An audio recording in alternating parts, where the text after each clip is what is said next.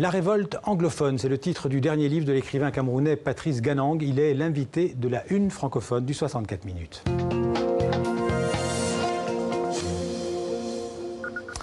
Bonjour Patrice Ganang. Bonjour. Alors, merci d'être là. Vous êtes écrivain, professeur de littérature aux États-Unis, notamment dans l'État de New York. Vous vivez d'ailleurs aux États-Unis. Vous aviez été arrêté début décembre 2017 pour outrage au chef de l'État camerounais Paul Biya, expulsé ensuite du Cameroun après 3 semaines de prison. Que se passe-t-il en ce moment, selon vous, dans les 2 régions anglophones de l'ouest du Cameroun? Ce qui se passe, c'est qu'il y a, entre-temps, en fait, ça s'est intensifié, une demande d'indépendance. Et par rapport à ce dont nous parlions en janvier, il y a bien sûr la prise des armes, ce qui est vraiment extraordinaire parce que d'habitude on parlait du Cameroun comme étant un pays de paix et soudain nous avons des Camerounais qui ont des kalachnikovs, des jeunes qui se promènent dans les rues, qui occupent des zones, exprimant en fait ce rejet fondamental c'est d'une violence francophone qui s'abat sur eux. C'est là il faut le dire. Vous parlez d'une violence francophone? Eh oui, parce que les militaires déjà sont totalement francophone, ça il faut le dire, et ils tabassent des gens, ils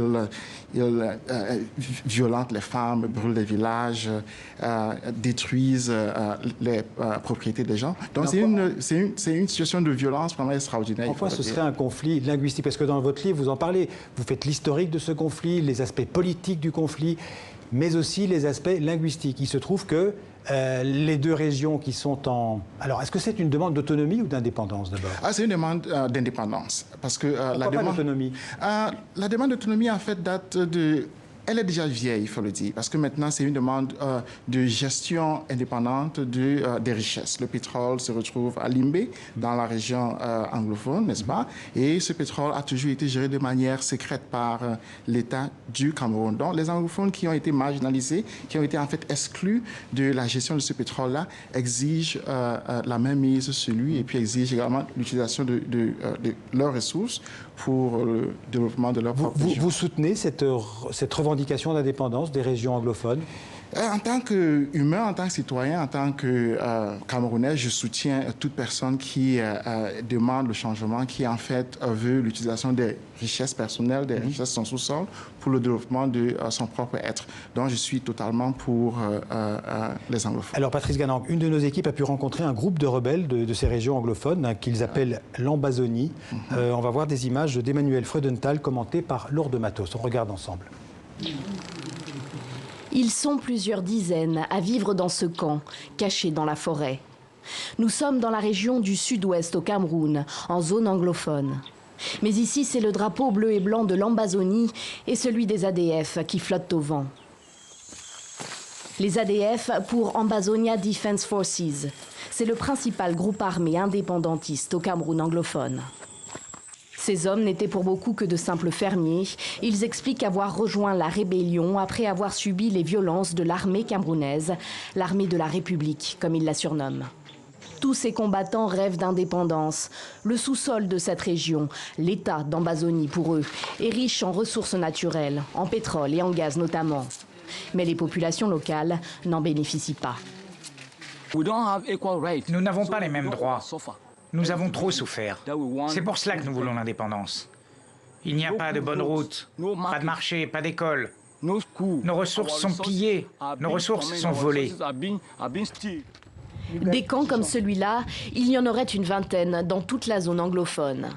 1500 hommes y transiteraient selon la rébellion. Alors Patrice Ganang, le conflit s'est radicalisé ces derniers mois. Il y a des dizaines de morts à la fois dans les forces de l'ordre camerounaises et parmi les combattants séparatistes. Est-ce que pour vous c'est d'abord un conflit, vous avez parlé de la langue, est-ce que c'est d'abord un conflit linguistique, est-ce que c'est un conflit social, est-ce que c'est un conflit politique? Quelle est la nature de ce conflit? J'aimerais déjà préciser qu'il y a plusieurs centaines de morts anglophones, n'est-ce pas? Et que la dimension du massacre tel qu'on parle vraiment d'un génocide, il faut le dire.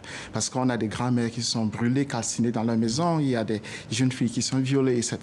Donc, ce n'est plus un conflit linguistique. C'était un conflit linguistique peut-être durant les années 70. Aujourd'hui, c'est un conflit d'indépendance, c'est-à-dire c'est la volonté de restitution de la structure d'un État qui existait avant 1961. Les anglophones, dans le Cameroun actuel, se sont toujours sentis des citoyens de seconde zone.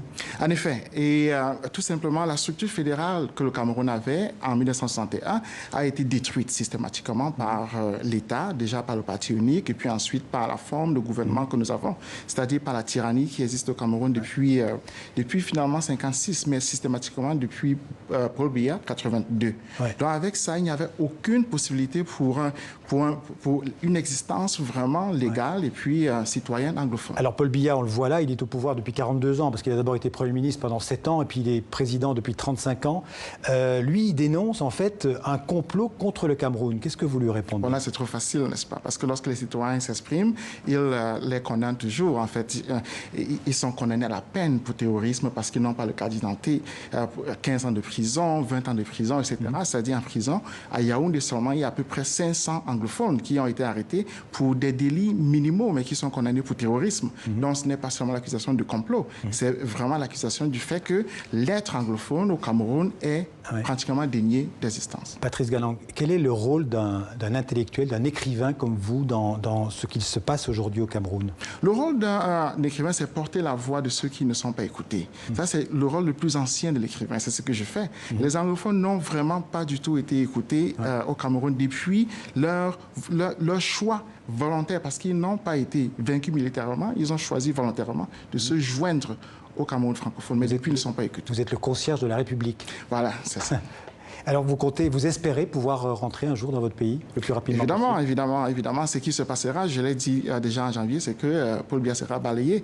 Et évidemment, je rentrerai au Cameroun parce que le Cameroun appartient à son peuple, à ses populations, et pas à la tyrannie qu'il a pris en otage. Donc, malgré la situation actuelle, vous restez optimiste pour l'avenir de votre pays? Ah ben, bien sûr, parce que le peuple camerounais est grand. Il faut savoir que le peuple camerounais ne mérite pas le régime qu'il a pris en otage.